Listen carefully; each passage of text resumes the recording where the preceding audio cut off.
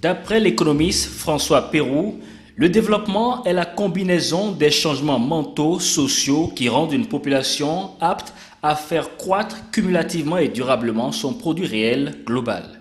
Il en ressort que le développement est avant tout un phénomène qualitatif, social et culturel et non quantitatif. Pour y parvenir, s'impose alors un changement de mentalité qui, appliqué au Bénin, doit aboutir à un nouveau type de citoyen. Il faut que la confiance soit de mise. Non seulement nous n'avons pas confiance en nous-mêmes, mais nous n'avons pas confiance aux autres. Et nous ne nous aimons pas. Nous ne nous aimons que du bout des lèvres. En Afrique de l'Ouest, 75% des entreprises individuelles sont du Bénin, mon pays. Le jour où j'ai appris cette statistique, j'étais un peu choqué, mais en même temps, je me suis dit voilà, que cela ne traduit que la réalité que nous vivons. Nous pensons que seuls, nous pouvons aller au développement. Nous pensons que seuls, entourés de quelques membres de notre famille, nous pouvons aller au développement. Dites-moi, combien de Béninois sont actionnaires majoritaires d'une banque au Bénin? Combien de Béninois sont propriétaires d'une grande compagnie d'assurance au Bénin? Nous pouvons continuer à citer les exemples. Les pays qui nous entourent, que ce soit au Togo, au Gabon, nous donnent un exemple à suivre.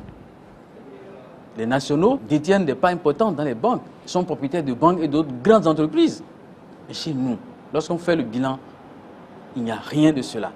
La notion du développement implique l'idée d'une amélioration du bien-être de toute la population, et ceci grâce à une hausse du revenu par habitant.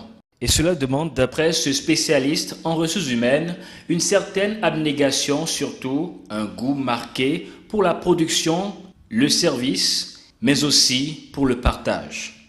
Le jour où nous allons cesser de penser à nous seuls, vous allez voir comment ça va marcher. Parce que si vous empêchez, la richesse collective, vous mettez dans votre poche, vous empêchez le paysan, le citoyen de Tchoumi-Tchoumi d'avoir de quoi acheter les biens de première nécessité. A-t-on besoin de vous demander de rembourser les crédits que vous avez faits? Parce que lorsque vous prenez de l'argent qui appartient à l'État ou à une autre personne et que vous ne le remboursez pas, vous brisez la chaîne. Vous empêchez les autres d'être aussi heureux que vous. Mais au nom de quoi? Au nom de quoi certaines personnes pensent que seuls ont le droit d'être heureux, de vivre dans l'abondance, d'avoir 10 voitures, d'avoir 10 maisons, au moment où d'autres peinent à trouver 100 francs pour acheter un peu de gari. Alors donc, il faut un Béninois qui aime son pays véritablement. Qui veut être le plus grand doit se mettre au service de tous. La prise en compte de ce principe phare du leadership est également utile dans ce combat contre les us, réfractaires au changement.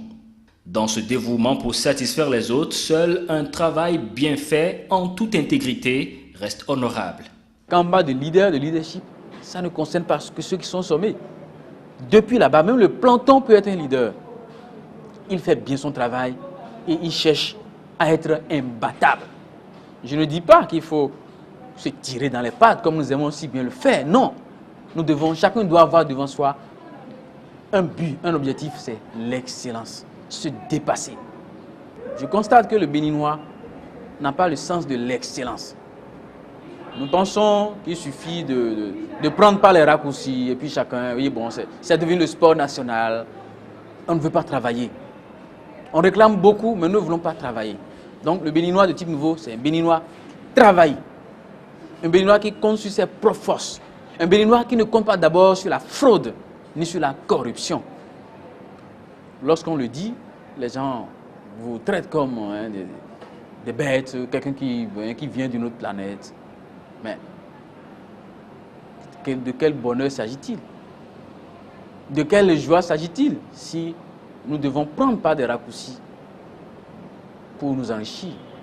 Des Béninois de type nouveau, surtout au niveau des sphères de décision, en plus des ressources naturelles abondantes et conditions agricoles favorables judicieusement exploitées, voilà des facteurs détonnants capables de catapulter le Bénin, dont le taux de croissance est en deçà de 6%, vers une croissance à 2 chiffres, où se retrouvent les pays les plus compétitifs au monde.